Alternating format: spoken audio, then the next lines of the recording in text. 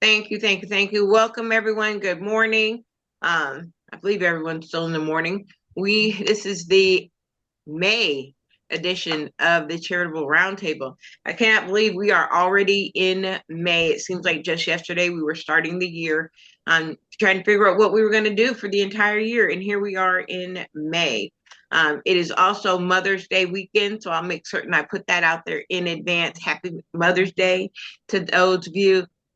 A lot has happened since the last time that I was here. So if you notice, I may sound a little bit different than I normally sound. It is because I had major surgery and had all of my teeth removed, had some additional work done, and as a result, I now have a denture that I am getting used to.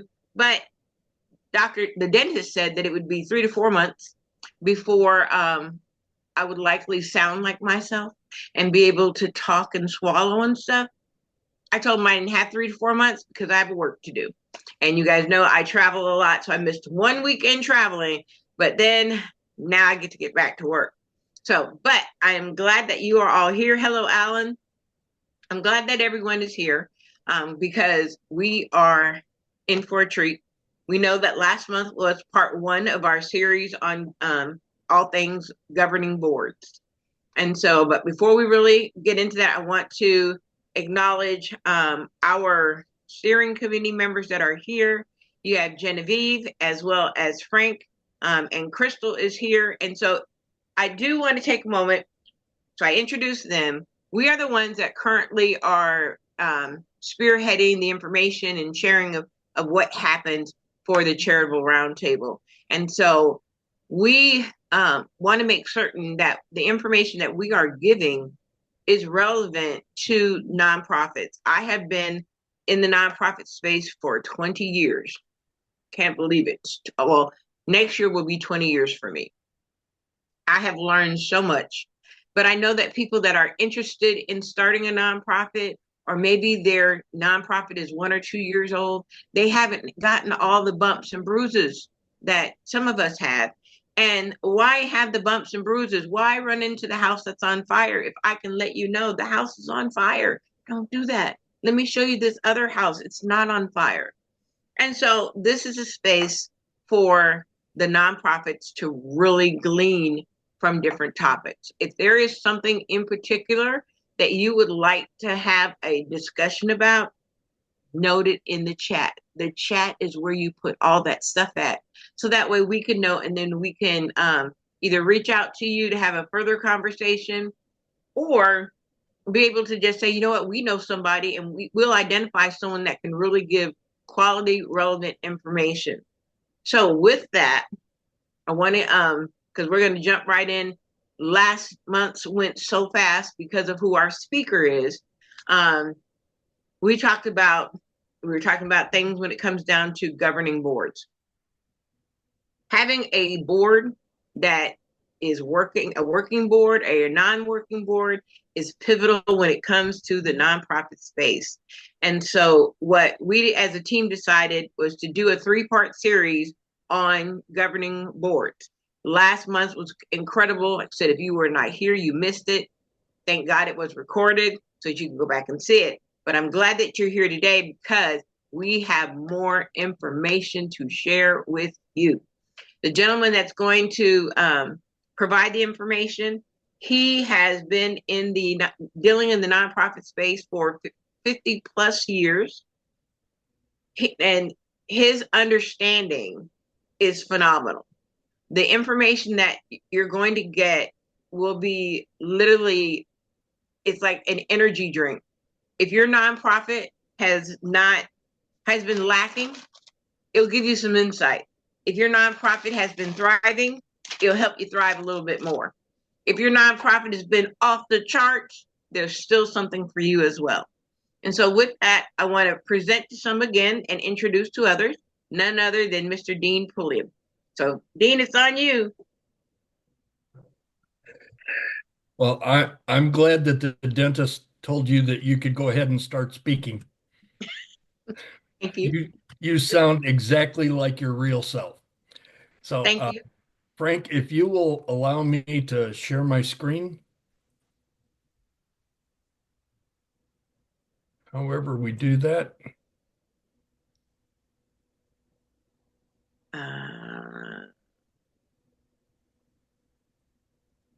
hang on. I'm slow. I'm not stupid.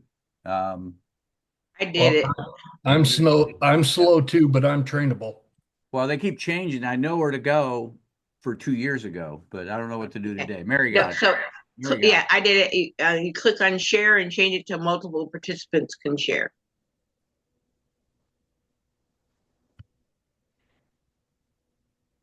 And that should give you the okay.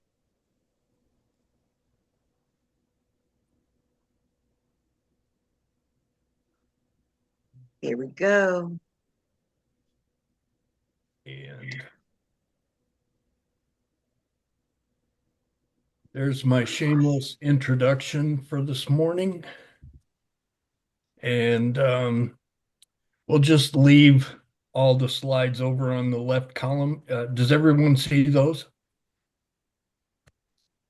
Yes. All right, that's just a prompt for me to keep moving.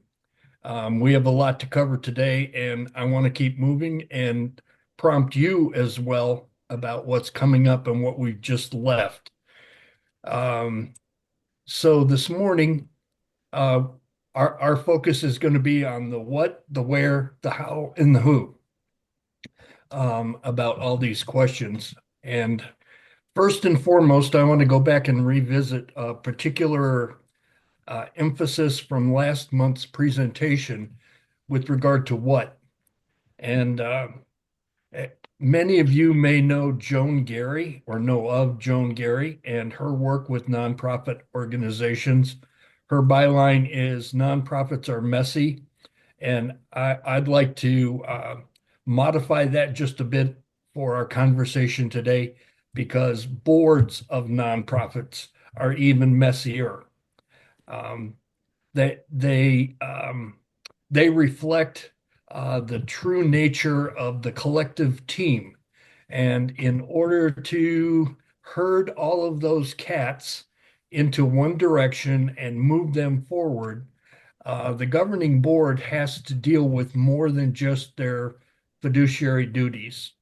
They have to deal with establishing the organization's culture and beginning to build a team spirit that helps move the charity strategically forward and not just moving operationally from day to day. So culture becomes a major element of concern.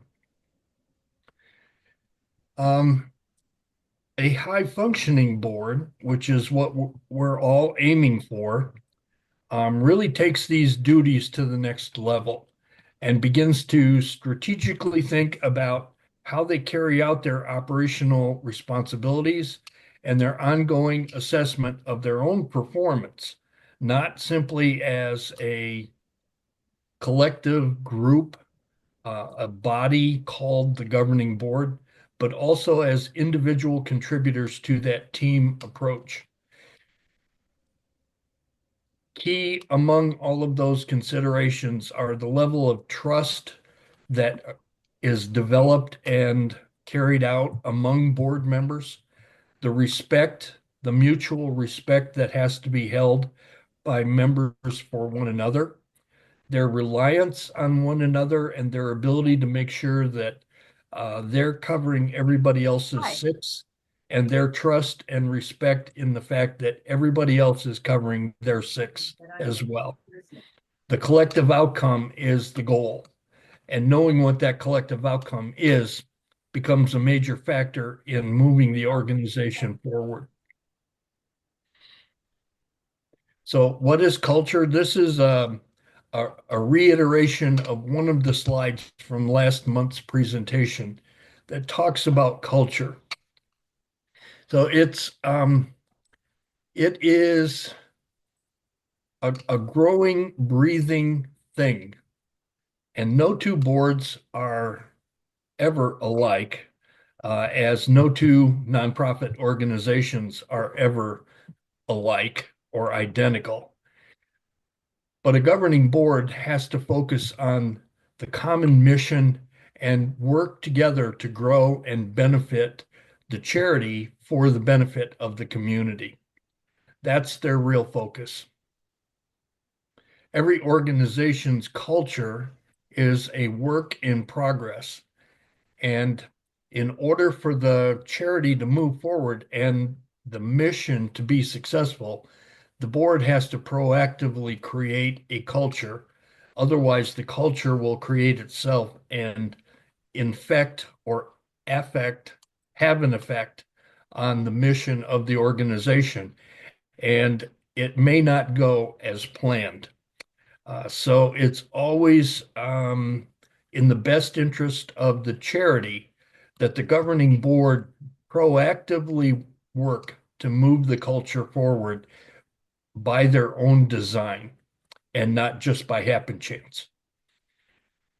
Culture is a collection of the beliefs and values and the methods of interacting among the board and how the board interacts with the rest of the organization. And again, trust, transparency, and respect all are cornerstones of this building process for a culture.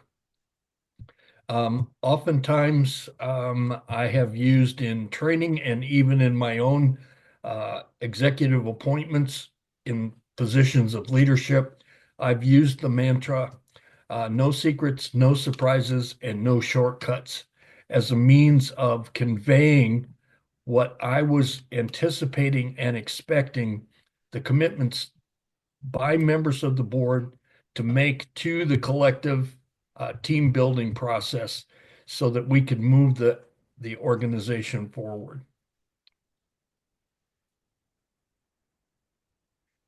Let's talk about the how.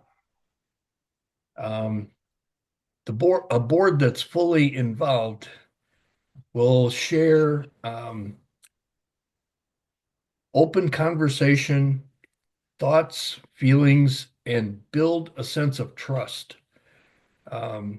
Does anyone have a board that doesn't have a sense of trust among members, among its collective body?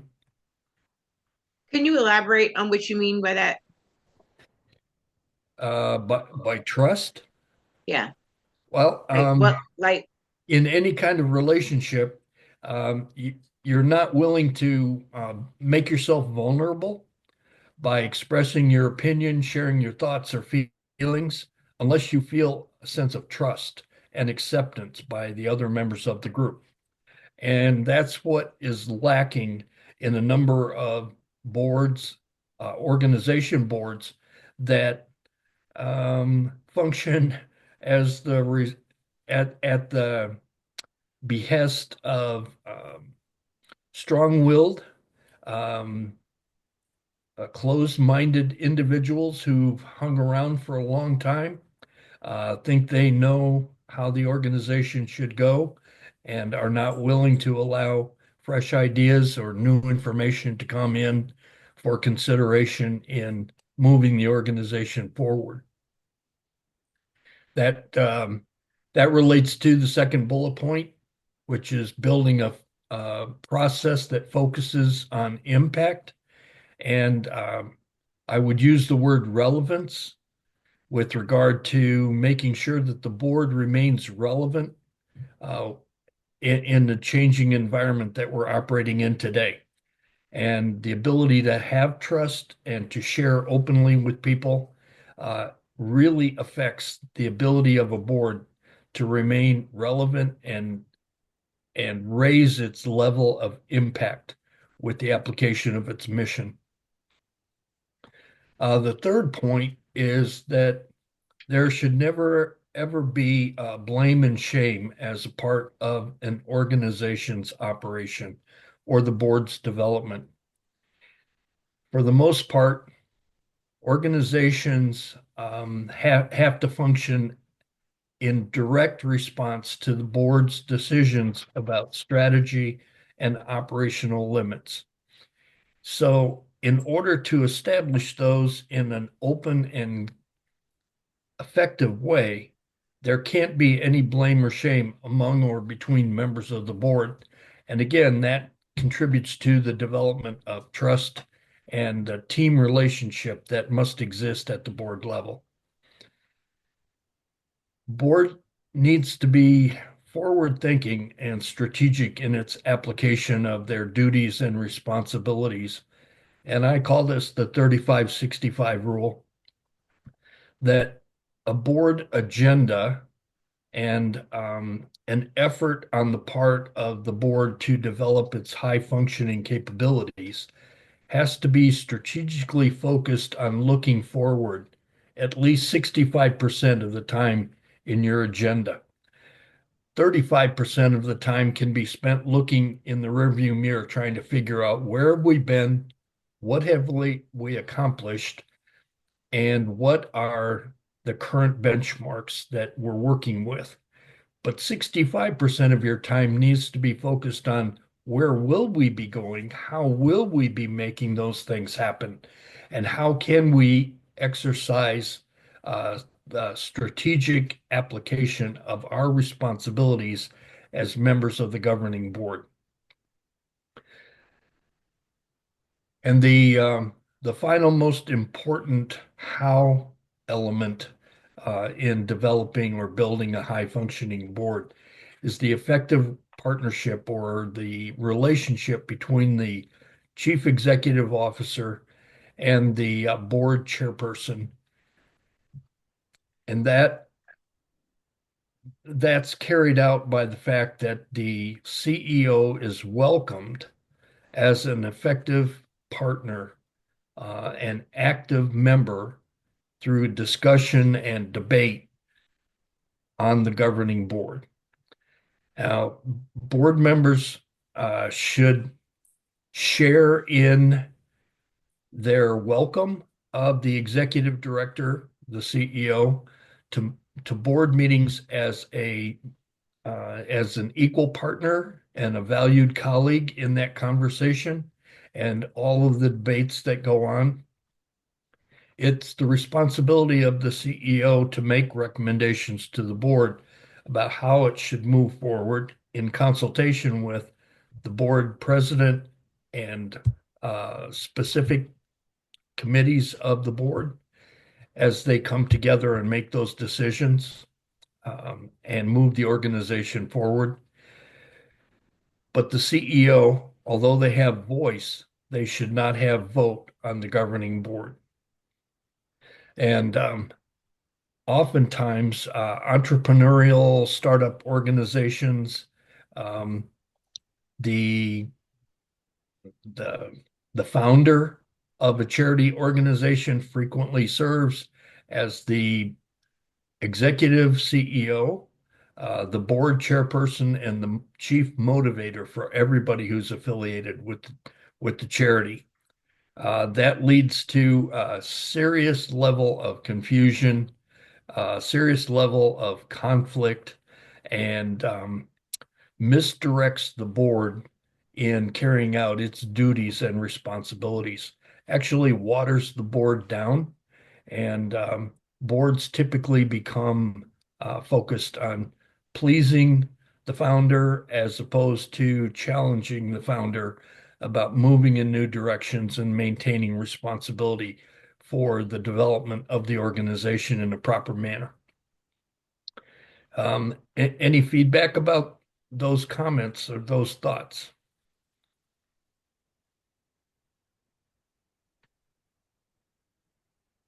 We have a very quiet group this week. I have a quick question. So I see, you're talking about having, the CEOs as, not having voice or a vote, I should say, in the board. So when you're a small or developing nonprofit and your board's relatively small in the beginning, is there a time period where it's okay to be on the board as you grow the board, or should it just be not at all? Well, it's unavoidable at the onset if you're a founder.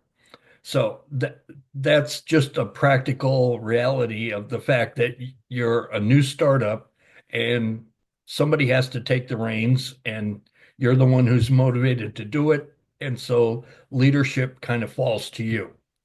A little bit later in the conversation, we're going to talk about Frans.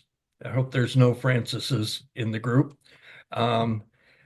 But there are certain techniques and tactics that you as the founder should be using in recruiting board members who have the capabilities and the wherewithal to be able to step up and provide leadership, and for you to feel comfortable, that level of trust, for you to feel comfortable as the founder and CEO to step out of the voting realm and remain relevant and directly tied to the governing board's functions and operations with voice and recommendation through the agenda process.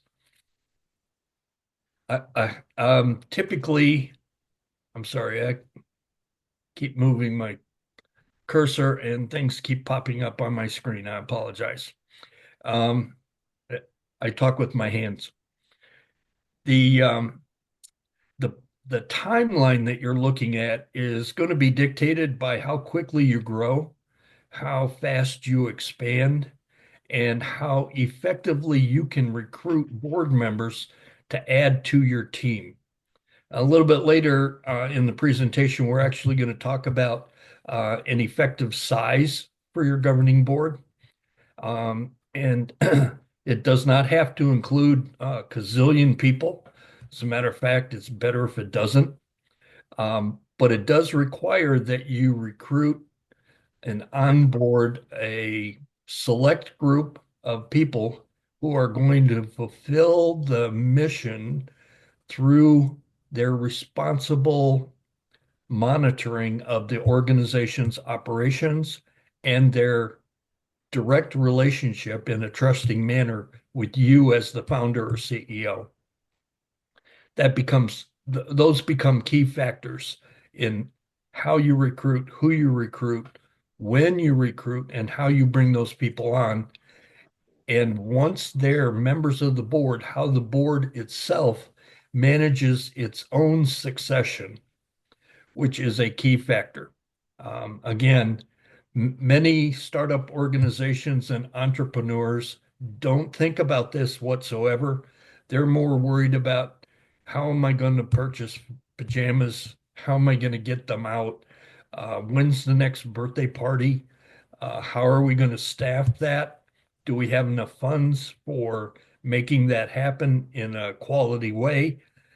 Those are all primary operational issues, but building board is that behind the scenes back office approach that many founders are not aware of and are not prepared to carry out when they start their organization.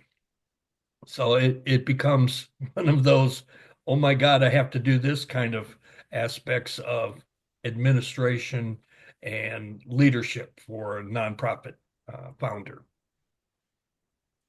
That was a rambling response. I hope it helped not only you, but other people in the group who may have similar kind of concerns. No, that's what I was looking for. Thank you so much. And I'll throw my little 2 cents in. When I started the nonprofit, and Dean, you said something that is so critical.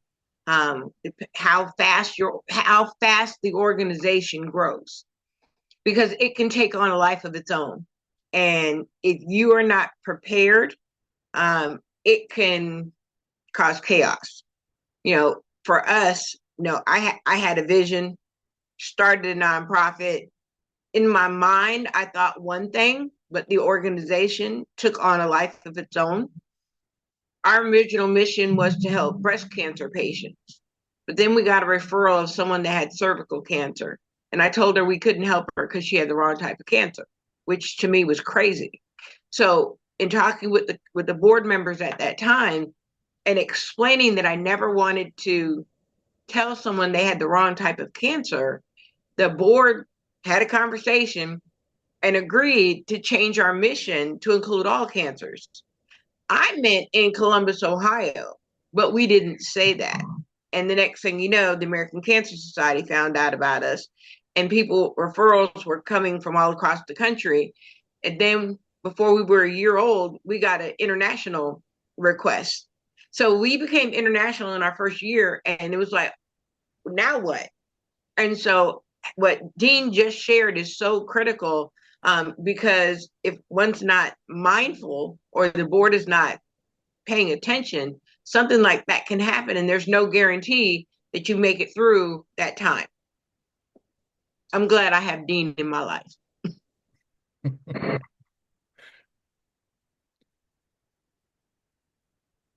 Okay, we'll move forward. Here are 5 things that you, as a nonprofit executive, CEO, can implement that are going to favorably influence the development of your board to a higher performance level. And the first one is one that lots of founders fail to recognize or appreciate, and that is term limits. It's also an issue that a lot of board members say, "Hey, I've been serving on this board for 15 years and I'm going to serve until my days are gone. And I know what's best for this charity." Well, that problem is that um, they they all begin to look like me, old white guys. Um, and hopefully I'm not a stick in the mud that doesn't try to keep up with current trends and the environment the way it exists today. But many of those folks are, and they see their role, their responsibility, and their relationship on a board as being set in a particular way, and that they're going to operate in that manner as a member of the governing board instead of being forward-looking, strategic thinking, and flexible. Those are the factors that you need to look for in board members. Well, when you become a board member, you also then have to go through past a learning curve, and being able to become a productive board member takes a period of time. And yet, at the same time, once you get into the rhythm of a board's operation or charity's operational year, you begin to think in terms of consistency from one year to the next. And pretty soon, you have focused that organization by your long-term board service into a rut. And that's not where you want your organization to be. And that's definitely not what you want your board to be. So it is very, very good practice to have term limits. And my recommendation to organizations when I'm asked to share my thoughts is that you should set a 3 or 4 year term with a cap on the number of terms that can be repeated consistently and consecutively. And that at the end of that consecutive run, there should be a sabbatical of at least 1 year before that board member or former board member can be considered eligible for reelection. It's a key factor. And I know some people object. Some people have different thoughts. But in my opinion, excuse me, in my opinion, term limits are a huge influence on developing high-performing boards. I also have a similar perspective on board officer positions, people who are elected as board officers. And I have sometimes seen bylaws that have been written that once you're elected as a board officer, you're no longer recognized in the rotation of board member terms, and you can serve in that elected position ad infinitum, meaning forever, as long as the board continues to elect you from year to year or term to term. And depending on how many members you have on your board, how you rotate them, I highly encourage charity organizations in their bylaws to limit officer service to no more than 1 term for each office, and that those terms be no longer than 1 or 2 years in length.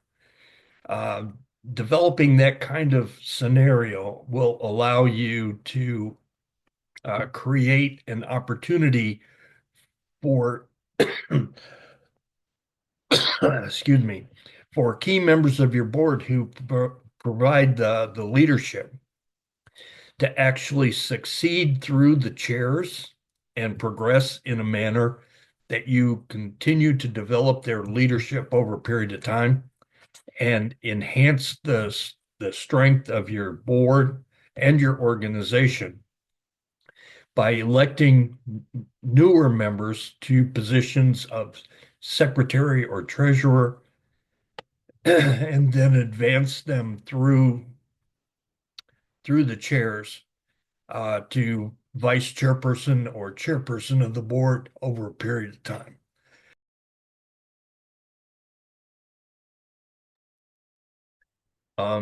And that will build strength for your board and enhance the levels of trust and consistency with the structure of your governing board by implementing those limits.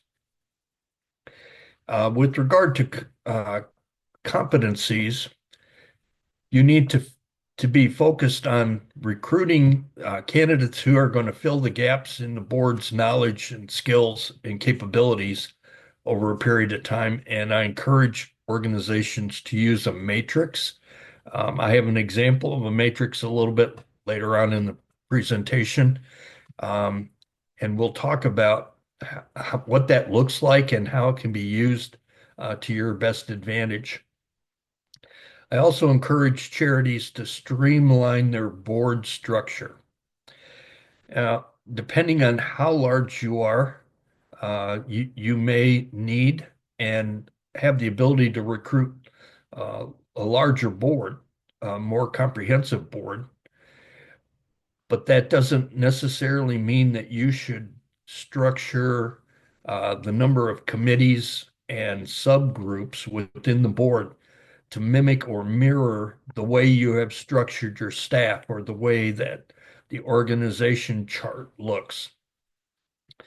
A streamlined board will help your board members stay focused on the future and to keep more easily keep a focus on strategic thinking rather than silo thinking, which happens when you begin to create a program committee that manages programs, a finance committee that only talks to the accounting staff, a public relations committee or marketing committee that only talks to the PR people, a fundraising committee that only talks to the development staff. And all of a sudden, you have restructured your board from a team into a set of silos that never talk to each other, don't understand what each other's expectations or requirements are. And all of a sudden, you have disfigured your board into chaos, as opposed to developing a team that's focused on moving your organization ahead. I also encourage onboarding in a structured manner and the development of a mentoring process for new members of the governing board. As we all know, when you join a team, you always feel like the new kid on the block, the outsider who's joining the group, who all knew one another and already had relationship. And that's exactly what it is. You're introducing a new personality into the collective group, and it requires a welcoming and an opportunity for that new board member to feel like they know and understand what's going on around them. So in the first year of a board member's participation, they're usually exercising those 3 L's. They're looking, they're listening, they're learning, and they're really not very productive or supportive of the organization, other than maybe the perfunctory attendance and the contribution that they might make at the end of the year. But that initial orientation will at least speed up the process and shorten the learning curve and allow them to become engaged as quickly as possible. Also encourage boards to develop a board buddy system where mentors, longer term serving board members can take new elected members under their wing and help them to be comfortable with how things are done, uh, make them feel welcomed and encourage them to speak up during board meetings and to become participants in a more quick manner. And last but not least, every board should be doing an annual review and assessment of its outcomes to determine, did we do well as a governing board over the past year? This is one time when the focus of the meeting will definitely be in the rearview mirror, trying to figure out how have we performed over the course of this past year, and what will that lead us to think about how we can improve our operations, our interactions, and our perspective for the coming year ahead. That applies not only to boards as a collective body, but to individual members of the board as well.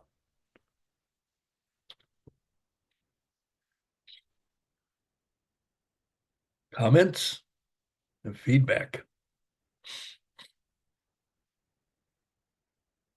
There was a book that was on that I referenced last month with regard to streamlining the structure of your board.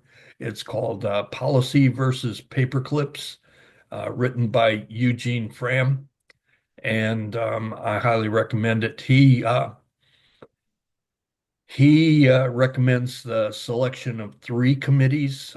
Sometimes it's really necessary, particularly for nonprofit organizations, to be able to segment out the fundraising aspect of their responsibilities and to add a 4th committee.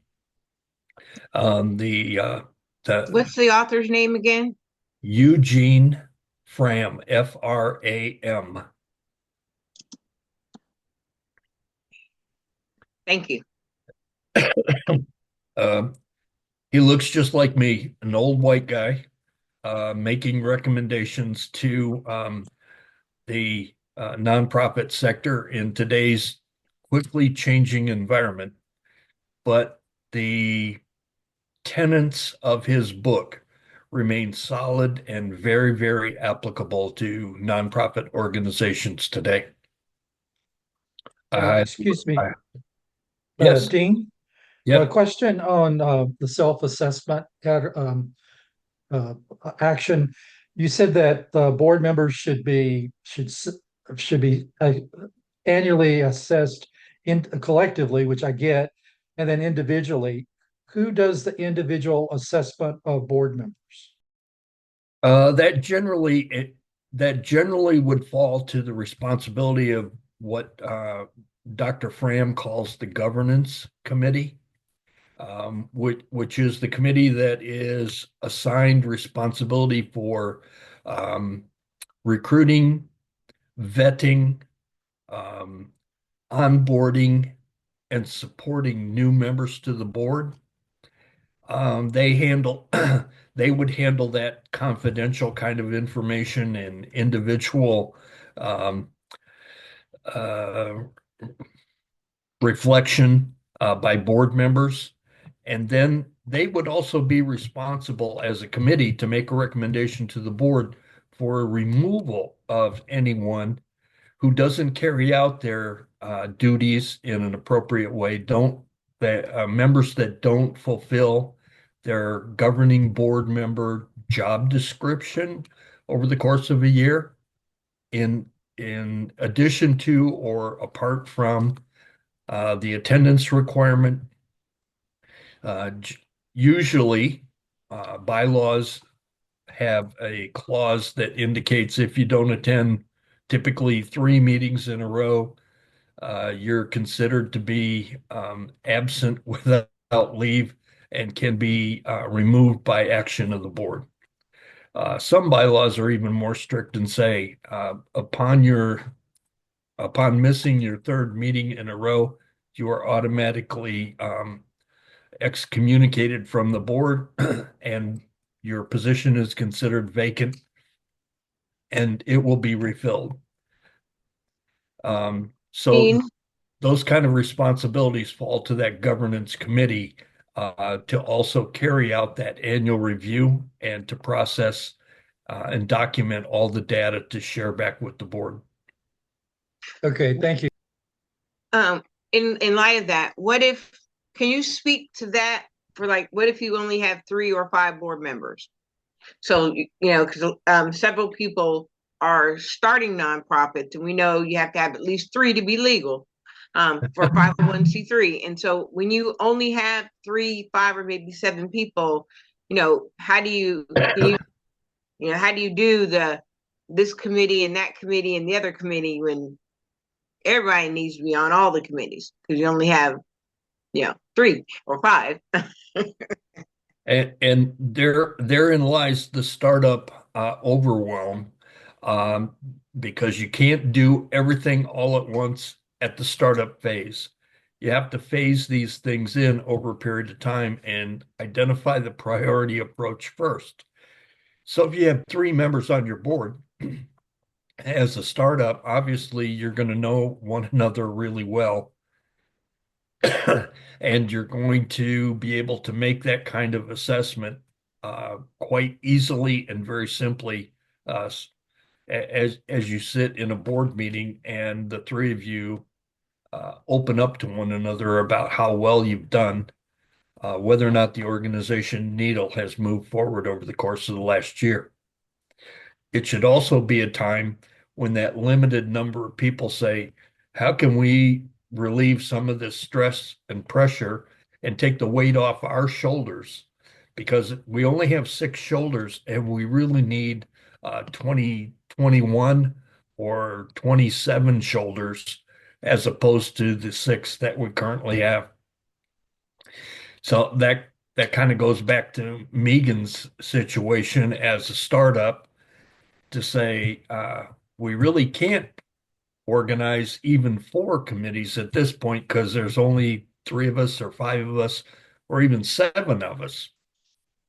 So those are things that you need to say, well, we can't do that this year. We can't do that even maybe next year, but we're planning ahead that by operation year 3, we're going to be of sufficient size and capabilities as a governing board to be able to achieve these things. Does that help? Yes. But Mary, I agree. We all were all the committees this year because that's what we had to do. I remember the days. I mean, my board has transitioned several times. Because some people got overwhelmed and they were like, Mary, I don't know how you do it, but I can't do it. I'm like, okay, well, I understand, and we got to find someone. So we're all trying to always evolve and still have the terms and understand the bylaws and all those things. We still got to fundraise and still got to do this and do it. I get it. I get it. Just remember that as people leave you in that manner, they say, "Oh, this is not what I signed up for. This is way too overwhelming. I can't handle this." Don't burn any bridges. Always excuse people with grace and dignity and respect, because at some point down the line, they may be the perfect candidate to come back on your board to fill a particular spot and take over responsibility for somebody else or for you in a manner that they're now fully capable of managing, and that your organization has become very, very attractive to them to be able to support. Being kind always helps, and never take personally anybody's departure from your board when they say, I don't have time, my family needs me, work has become overwhelming. Bless them, thank them, and keep them on your roll as a donor. and that will keep them engaged with your organization as a potential candidate for board membership again down the road.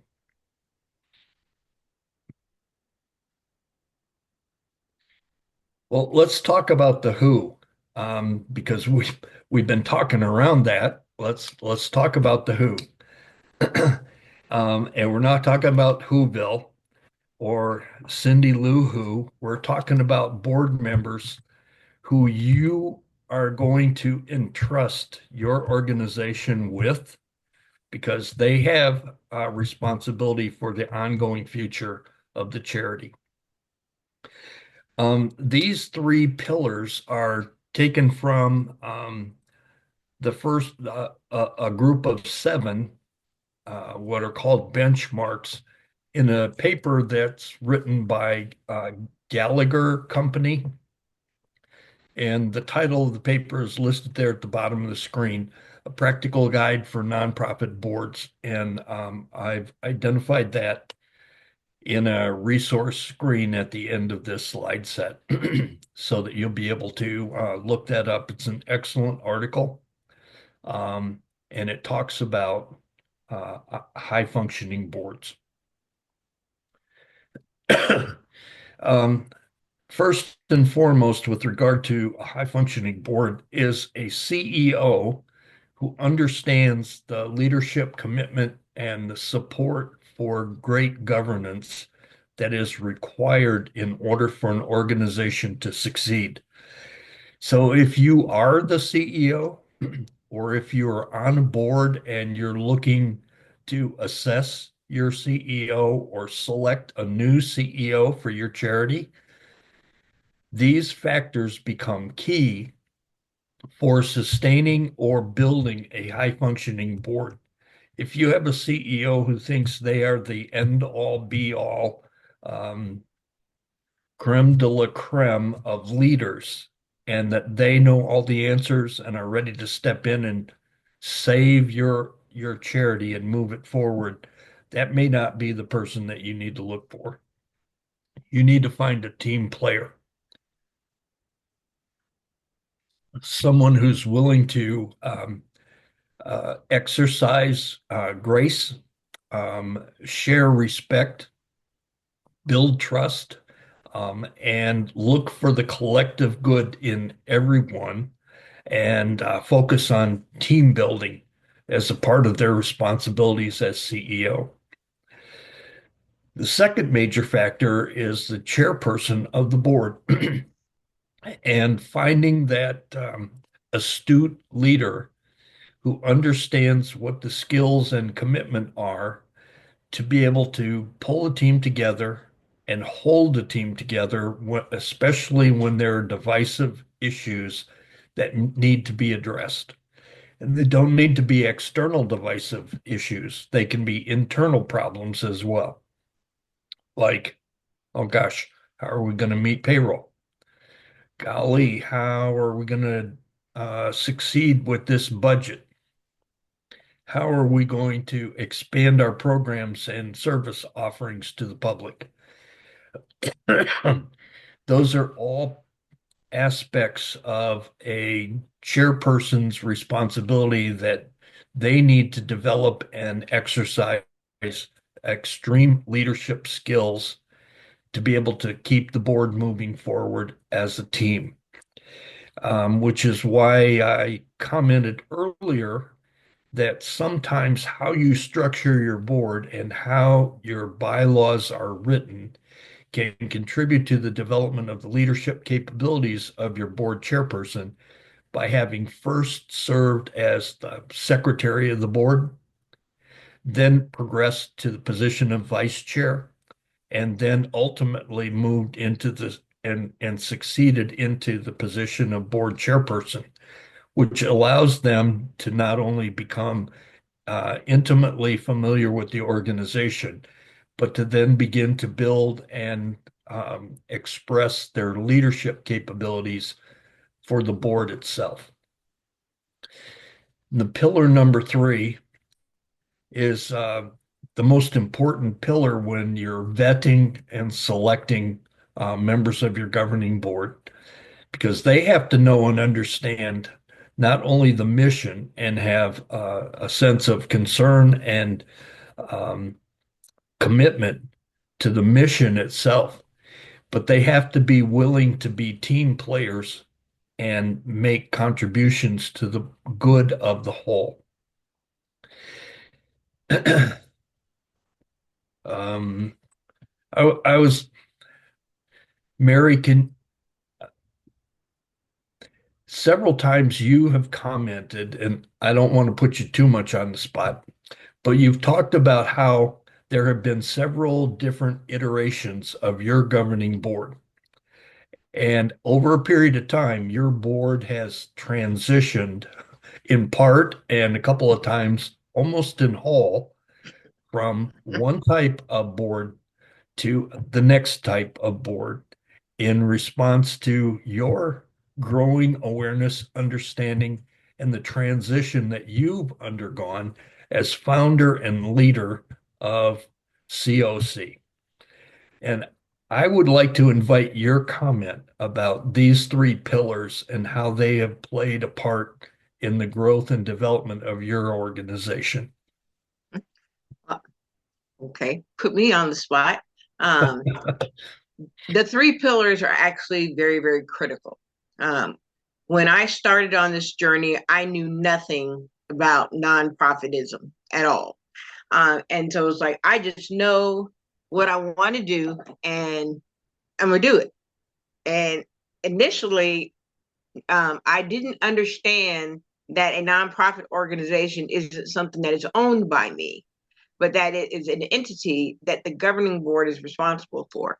And so my first board, they were all, friends that would go Mary, go Mary, go Mary, go Mary, you got it. So they cheered me on, but they didn't understand that they had a role.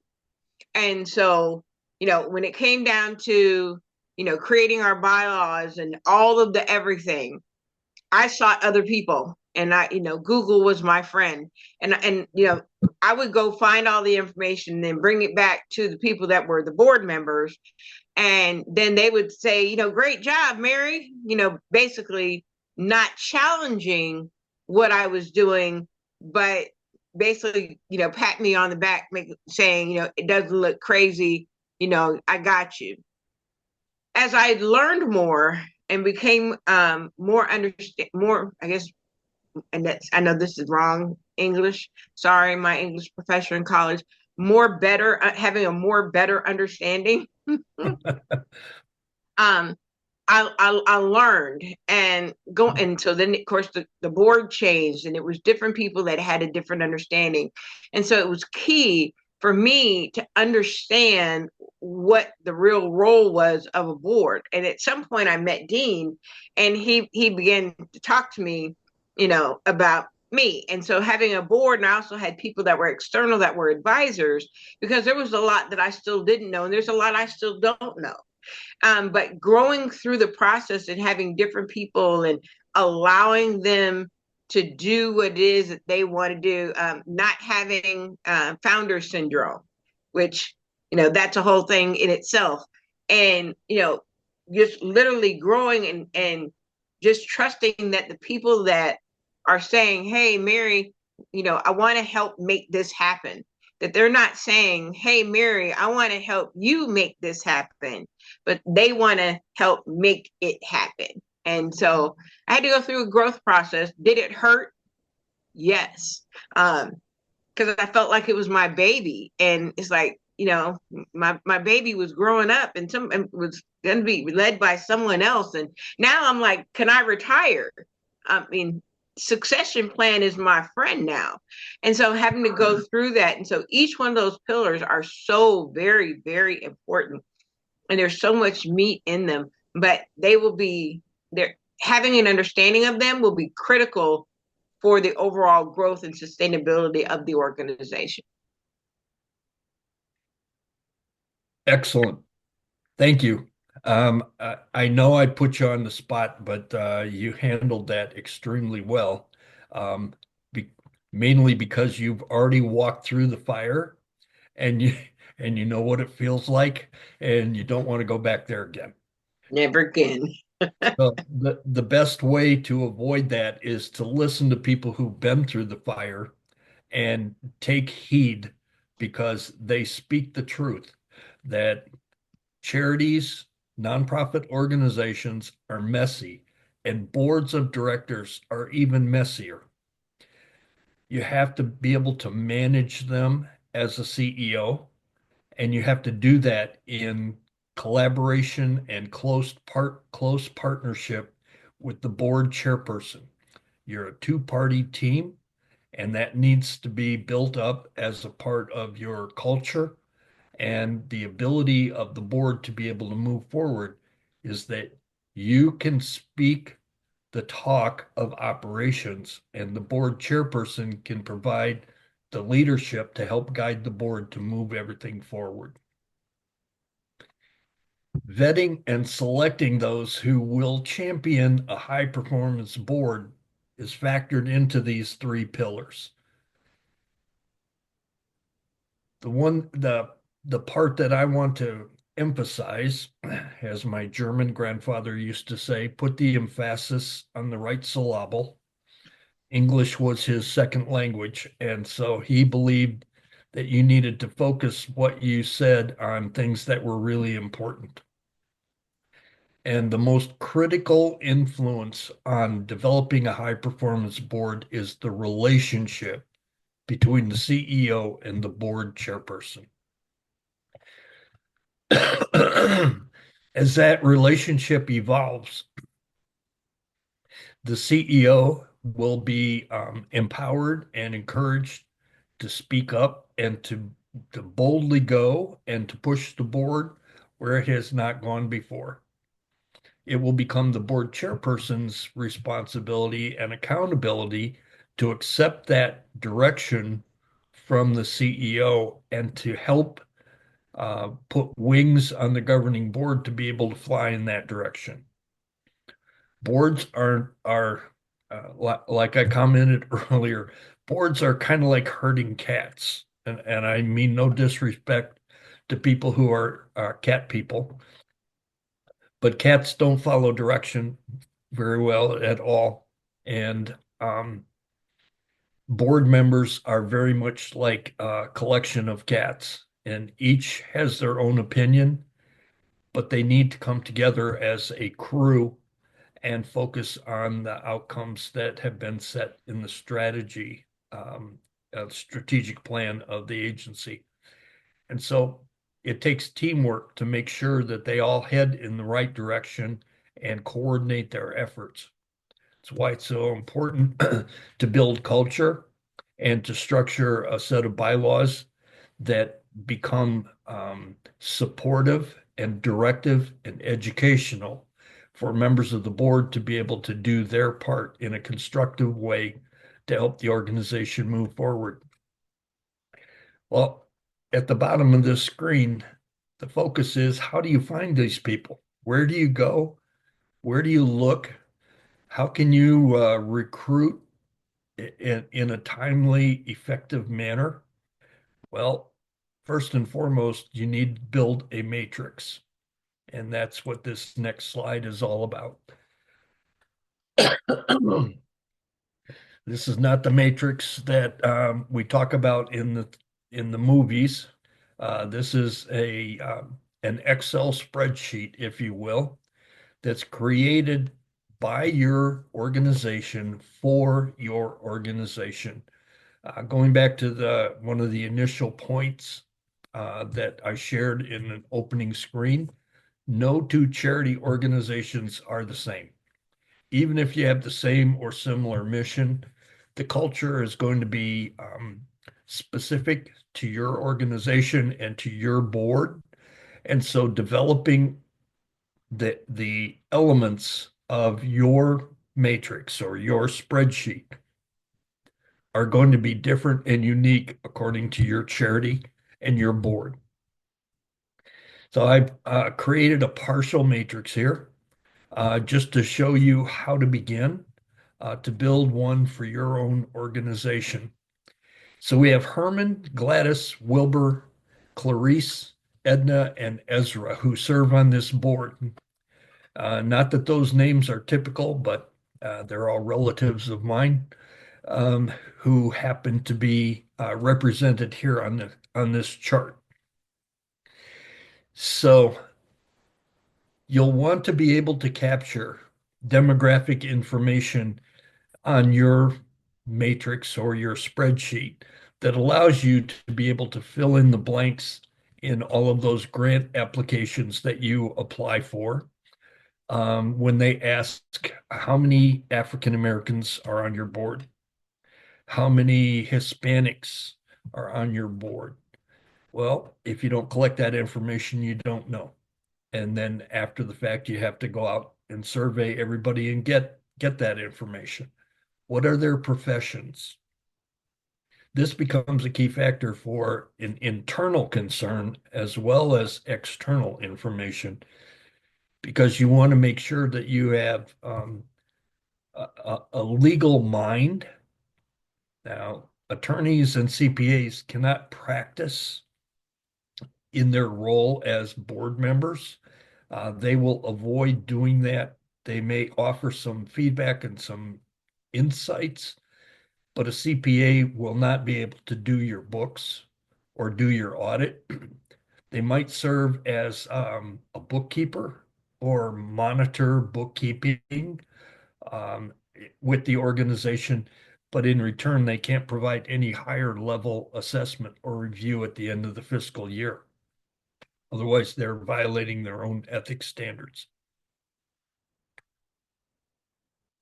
You also want to delve into everyone's age. And I know it's not polite to ask ladies what their ages are, but you do need to know this kind of information to be able to determine what is your average age on your governing board. In this particular board, the average age is 57, which is not particularly old. Right now in my lifetime, I'm looking at 90 as middle-aged, and I'm looking forward to getting there. But 57 is also an age that you would suspect you're dealing with the end of the boomers and the beginning of Gen X.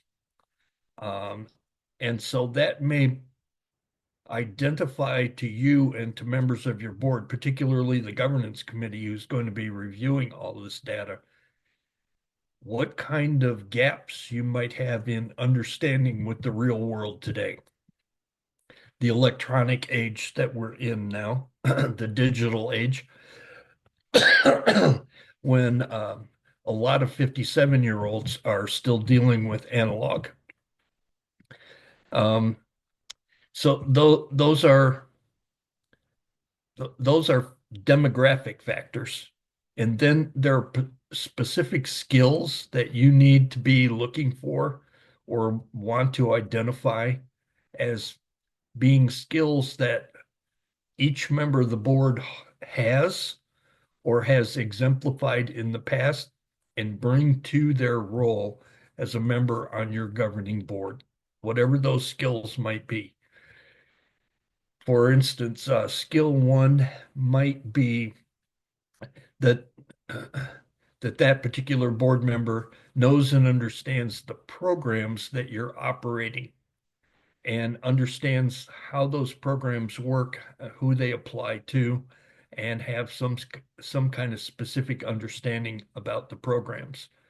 Skill two might be a skill with regard to the physical structure of your building or the operation of the equipment that you have, that you own as a charity organization.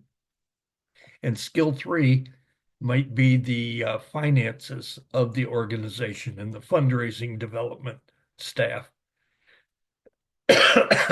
that's being brought by Gladys, who happens to be a CPA. But nobody else says, oh, I know how to read a spreadsheet, or, oh, I know how to develop a budget.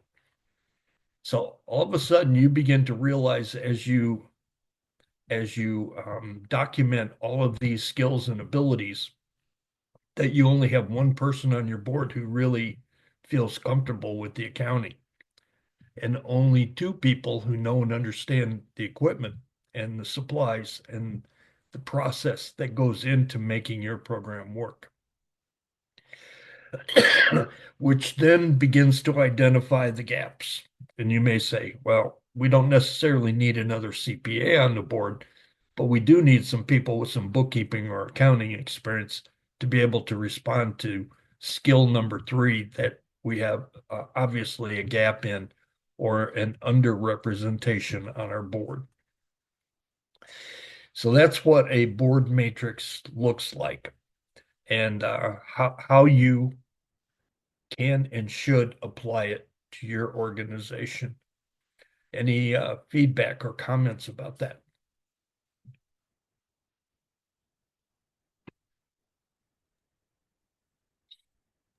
D. Okay.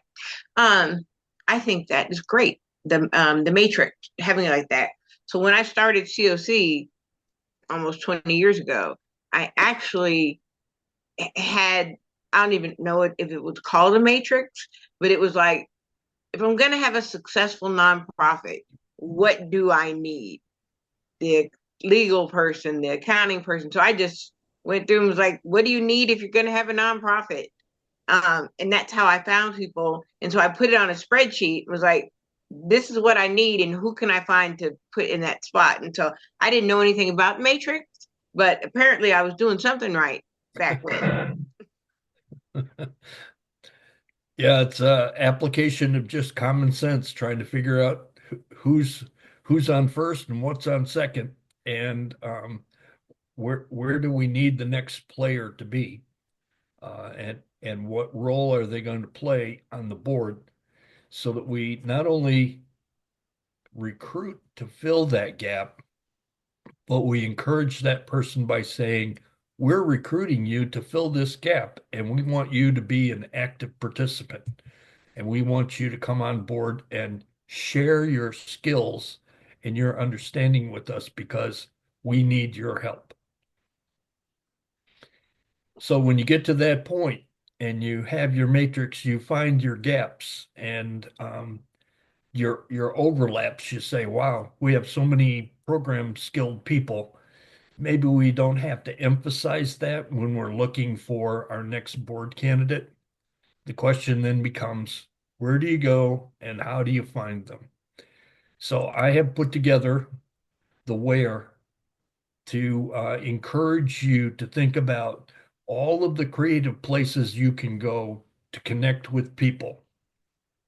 Now, the first thing that you have to realize is that when you become the CEO, or when you found your charitable organization, networking is your friend. You have to have a network, and you have to feel comfortable going out in the community and exposing yourself as the CEO or the founder of this organization. This is our mission. These are our needs. And will you help us? Pardon me. You have to be willing to ask for help, and you have to be humble enough and engaging enough in your pitch to be able to sway people to the perspective that they are willing to help you. Well, where do you go? Well, here is a list of key types and groupings of organizations where you can expand your network in multiples by making presentations or showing up or visiting or connecting with individuals who are parts of these organizations and groups. Civic and social clubs are a great place to recruit board members. And for those of you who are CEOs or executive directors, and particularly those who are focused on raising money, civic clubs and social organizations are great places to get invitations to speak about your program and to then recruit board members while you're speaking. You can always ask for dollars, but you should also be asking for other resources as well. In-kind contributions and board members, volunteers. So at the end of the segment where it talks about the Russian Club, which exists in Columbus, the parentheses identifies that not only could you ask for dollars, but you could also use this as an opportunity for recruiting.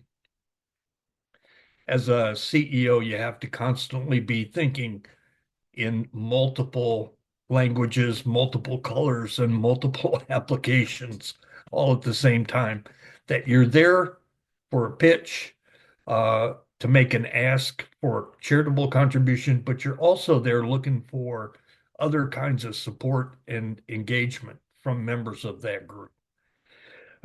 The same is true with fraternal organizations.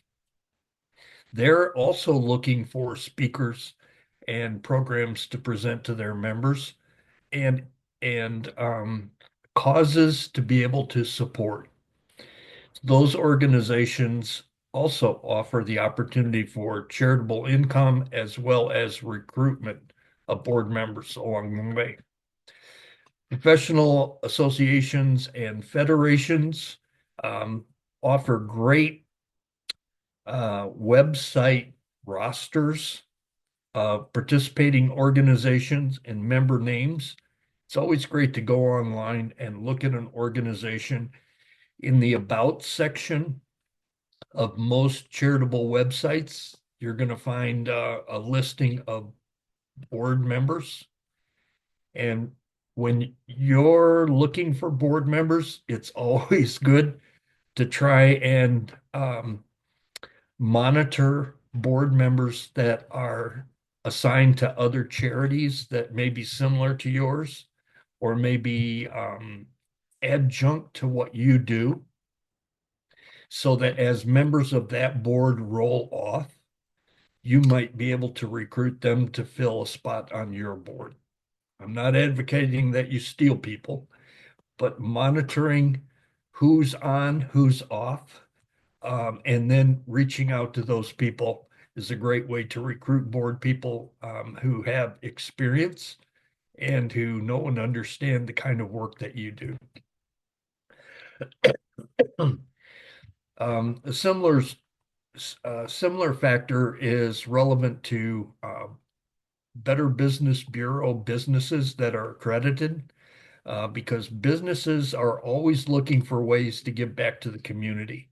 And if you find a business that is in your neighborhood or your region, or that has a similar kind of product on the for-profit side of what you're doing on the nonprofit side, or may be willing to support you, that might be a way and a place to recruit board members, particularly if a business owner belongs to the same church or religious organization that you're engaged in. That might be a great way for not only charitable support, but recruitment of board members as well. In almost every community, there's a leadership development program these days, and those folks are usually hungry to engage in the community. That's why they're participants in these programs, and usually are good recruits to sit on a governing board. Government employees are also looking to enhance their relationship with community and are good candidates to consider for positions on your board, along with teachers, professors from local colleges, universities, and upper class students, meaning juniors and seniors in those courses, particularly those who are interested in going into the social welfare field, make good young board member candidates. Young professional networks are the key thing for communities these days. There's almost one in every community, and sometimes two or three. So developing relationships with those networks and going to those meetings. I am actually a proud member of the Columbus Young Professionals Club, and I'm not going to deny the fact that I'm grateful to be recognized as a young professional. Chambers of Commerce is a great way. You can go on their website and check out the businesses that are engaged in chambers of commerce, or go to a meeting and meet up with the movers and shakers in your business community to be able to identify key business leaders and business owners who are interested in giving back to the community. So those rosters are very, very important. It's always particularly for faith-based organizations and human service related charities to connect with your religious leader or local houses of worship. I happen to be United Methodist, so I know United Women in Faith is a great opportunity to raise money, receive charitable and in-kind contributions, and to also recruit potential board members. And just outside of Elkhorn, Nebraska, they still serve soured, hot German potato salad. And I always loved going to women's unit meetings when I worked in Nebraska to raise money, to recruit board members, and to eat the German potato salad at the buffet that they always served at the end of the meeting. I knew when I was going to a faith-based meeting, whether it was the Methodists, the Lutherans, the Presbyterians, or the Catholics, they all served a meal at the end of the program. And I never went for being hungry at any of those meetings. And it was a great opportunity for not only sharing the mission that I was working for and raising charitable dollars, but to also build community and research potential candidates for the governing board. And of course, military organizations for any charity that is military related or has any kind of relationship with one of the branches of service. You want to start with places like the American Legion and the VFW, not only again for charitable support, but also for recruiting board members. So here are a list of the 4 specific resources that contributed to this week's presentation and the slides that you've seen. And again, I want to encourage you to review this information. In particular, the Gallagher article is very, very helpful. I could not get a hot link, but if you do a Google search with that information, you'll be able to locate it. So I think we have time for questions and comments if there happen to be any. Wow. That's what I have to say. I was like, are we going to be able to come to a great place to be able to pause? Because I see there's more slides. And I'm like, I know he's got more information. And I was like, oh, but what you have shared so far has been tremendous. And it's awesome that you're, I do want to say, it's awesome that you're a member of the CYP Columbus Young Professionals. Yours truly was one of their first speakers when they were first starting. So Derek and I go way, way, way back. And you said that, I was like, man, I should reach out to them and be like, hey, it's been 20 years. Maybe I should come back and speak with you guys and let you know what all has happened since that day when I was still trying to I didn't know what I was saying, but I knew what I wanted to do. And one of my very first speaking engagements was at CYP. Well, Derek has been very active. They now have chapters, I believe, in Indianapolis and Nashville, in addition to the Columbus chapter. Mhm.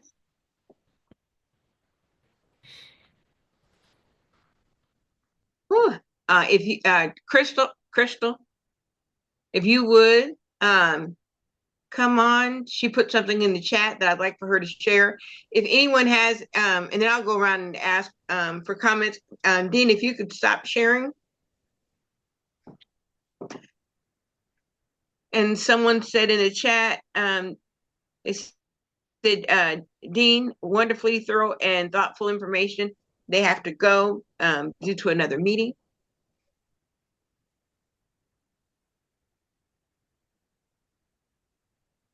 Yes, thanks so much, Dean. I have lots of notes. So I appreciate the information that you shared and just the practical things that we can apply right away. That's great. So in the chat, I just put a Google form that we'd love your feedback about today's presentation and any other thoughts that you have that can help us as we are coming up with topics of interest and relevance for you as you join us. And make sure to mark your calendars for the second Friday of every month where we do this and we have wonderful speakers to share. That's my main spiel, Mary. So I'm going to turn it back over to you. Thank you, Crystal. And if anyone has feedback for what they've learned so far, because it was a whole lot of information. I know Megan and I, we did a lot of talking, but I am sure other people have questions. Thank you, Richard, for when you asked the question as well. We have been on, thank you, Dean. I could say thank you so many times. I wish you were around when I started a nonprofit. Because there's so much that I would not have had to deal with. No, Well, I was around. God just hadn't brought us together at that point. that's true. God hadn't brought us together at that point. Also, for those people that came in later, please put your contact information in the chat, so that way we can have it, and if anybody wants it, they can get it. But want to make sure that we keep track. It is almost 1 o'clock, and so I want to say thank you for your time. I know. Let's see. Genevieve had to jump off. She is in New York. She had an event that she had to prepare for, and so glad that she was here. I want to thank all of you for being here. Crystal, thank you for sharing about the survey that's in the chat. So please be sure to fill that out. And then I want to say, Dean, thank you for part 2. There is going to be a part 3. So make sure that you are present for part 3. And that is going to be on June the 13th, Friday the 13th. So please make sure that you spread the word about coming, and then plan Joyce when Dean wraps up the 3-part series. A lot of information has been shared, and I want to thank you for that. Frank, is there anything you would like to share? Yeah, in July, I was working on getting July ready. We'll have somebody to come in and talk about using LinkedIn. So I'm getting that post ready to go up, and I think we're going to talk AI in August. Is that correct? Correct. So Crystal got her haircut. I just want to say that. So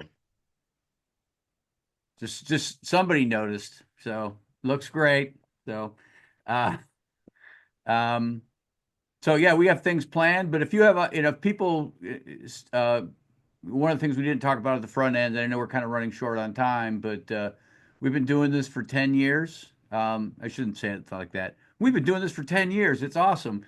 And I am not a not-for-profit. I'm an entrepreneur, and I pull this together just trying to help not-for-profits. And what I have learned over the years is that I really don't know a ton about not-for-profits. I'm just a connector of people, and so I don't know what the hot button issues are. And every time somebody will come up with the topics like, oh, that won't work. And it's usually great. So don't rely on me. So whatever it might be, some of you with newer organizations or smaller organizations, don't feel like, geez, I can't ask this. We've had people come in and say, I'm thinking about starting something, and that's really what this is geared for. If you are a friend of this, if you're not a not-for-profit, is it Kaylin? Is that correct? If you feel like there's something you want to contribute, I'll take a session. Let me talk on this. Love to have it. So yeah, just let us know. Thank you. Thank you, Frank. I do say Tammy expressed that she would like to be part of our planning committee, so we will get you in the loop so when we have the next one, because we still have the rest of the year to go. And that's going to be exciting. Again, I want to thank everyone for being here. Dean, any closing remarks? Best wishes to everybody for a happy Mother's Day weekend. Damn, you beat me. So. Thank you. That's going to be the last thing I said as well. Even though I said it in the beginning, I'll say it again. Happy Mother's Day to those of you that are mothers, whether you are a birth mother, a spiritual mother, a godmother. I mean, I told a lady she had fur babies, and I was like, "You a mother too?" And she was like, "Thank you so much." Because sometimes people. I believe that people are looking for something to connect with others too, and so she was happy. To just be considered a mother. Was like fur babies, and she laughed, I laughed, we hugged, and then went on. So I never know. So to all of you who are mothers, happy Mother's Day. Thank you so much for being here. I'm excited. Next month will be part 3. So thank you so much. That's all I have. So that closes us out. Awesome. Have a wonderful weekend, everyone, and we will see you next